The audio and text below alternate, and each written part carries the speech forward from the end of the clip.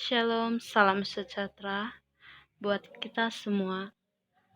Pada kesempatan ini, saya akan berbagi ilmu tentang kelayakan rencana bisnis dengan saya, Anastasia Selalai, dengan NIM 7171144001 Pendidikan Administrasi Perkantoran, Universitas Negeri Medan. Nah, di sini kita akan mempelajari tentang kelayakan rencana bisnis. Sebelum kita mempelajari hal tersebut, alangkah baiknya kita mengerti sedikit tentang pengertian bisnis.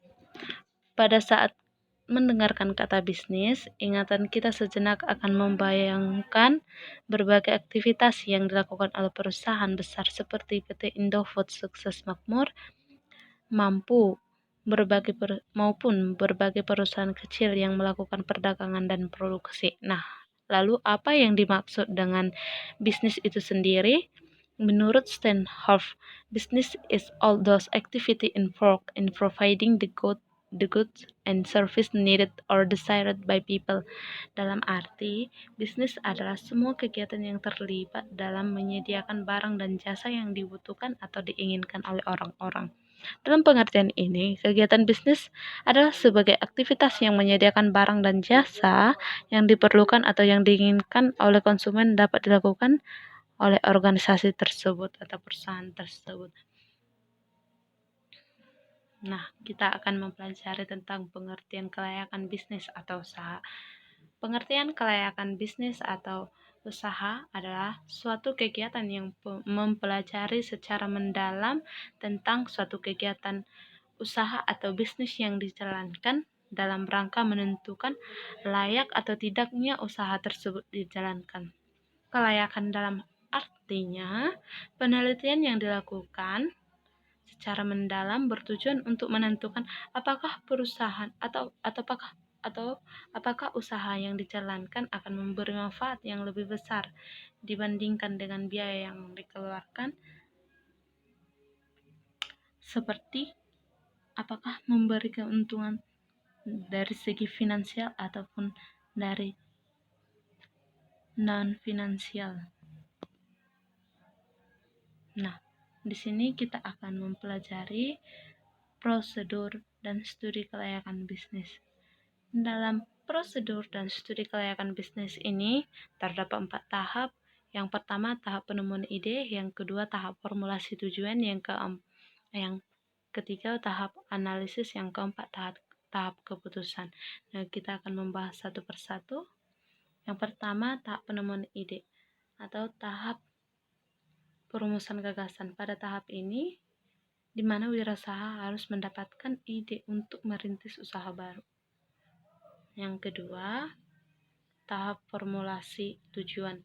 Tahap ini merupakan tahap perumusan visi dan misi bisnis, seperti visi dan misi bisnis yang hendak diemban setelah bisnis tersebut diidentifikasikan. Yang ketiga, tahap analisis. Pada tahap ini, tahap penelitian sama seperti tahap penelitian, yaitu proses sistematis yang dilakukan untuk membuat suatu keputusan apakah bisnis tersebut layak dilaksanakan atau tidak. Pada tahap ini, seperti prosedur penelitian yang lainnya, yang dimulai dengan mengumpulkan data, mengelola, menganalisis, dan menarik kesimpulan. Oke, yang keempat, tahap keputusan. Pada tahap keputusan ini, setelah dievaluasi, dipelajari, dianalisis, dan hasilnya meyakinkan, langkah berikutnya adalah tahap pengambilan keputusan. Nah, kita akan mempelajari tentang topik berikutnya, analisis kelayakan usaha. Pada analisis kelayakan usaha ini,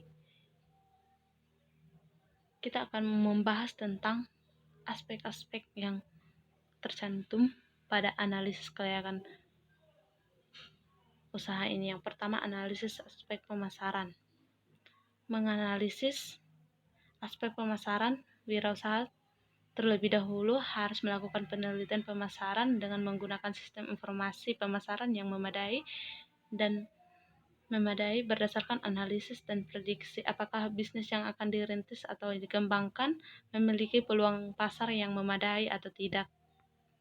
Yang kedua, menganalisis aspek produksi dan operasi. Pada menganalisis aspek produksi atau operasi ini terdapat beberapa unsur. Yang pertama, harus kita memahami lokasi operasi, volume operasi, mesin dan peralatan, bahan baku dan bahan penolong, tenaga kerja. Dan yang ketiga, analisis aspek manajemen. Pada analisis aspek manajemen ini menganalisis aspek-aspek manajemen yang terdapat beberapa unsur. Yang pertama, kepemilikan. Yang kedua, organisasi. Yang ketiga, tim manajemen. Yang keempat, karyawan. Dan yang keempat, kita akan mempelajari tentang analisis aspek keuangan. Aspek keuangan ini terbagi atas beberapa. Yang pertama, kebutuhan dana, sumber dana, proyeksi neraca, proyeksi laba rugi, proyeksi arus kas. Nah, kesimpulannya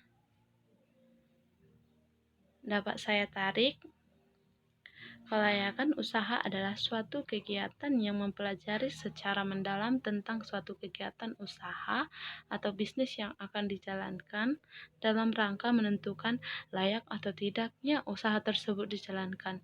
Kelayakan artinya penelitian yang dilakukan secara mendalam bertujuan untuk menentukan apakah usaha yang dijalankan akan memberikan manfaat yang lebih besar dibandingkan dengan biaya yang akan dikeluarkan. Dengan kata lain, kelayakan dapat berarti bahwa usaha yang dijalankan akan memberi keuntungan finansial dan non-finansial sesuai dengan tujuan yang mereka inginkan. Layak juga berarti dapat memberikan keuntungan yang tidak hanya bagi perusahaan yang menjalankan usaha tersebut atau bisnis tersebut, tetapi juga bagi investor, kreditor, pemerintah, dan masyarakat luas. Sekianlah hasil presentasi saya. Kurang lebihnya saya mohon maaf. Sekian dan terima kasih.